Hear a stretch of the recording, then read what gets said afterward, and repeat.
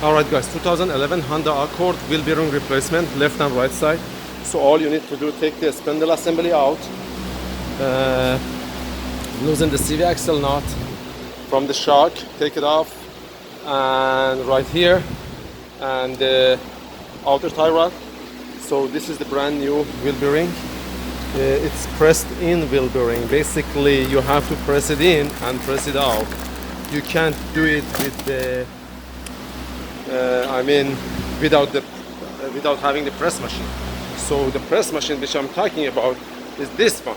So we already put that whole spindle. You need to press out the hub first and then the actual bearing.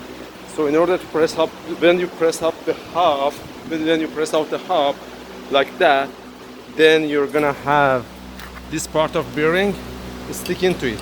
So what I usually do, I usually ground it with the grinder, see this area, and then knock it out, and then release that last, take it out from here, as you see.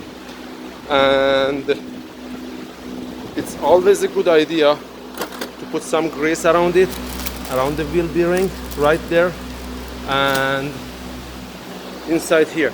So there is another tricky point, which we have a snap ring right here around this area. You need to use the special tool and pinch it in, take it off, and then you have to put that spindle like that under the press machine and find the good fitting right here and press it out. And then when you press it out, make sure you put back the right way the ABS sensor, which is in this side, and put back the snap ring from the other side,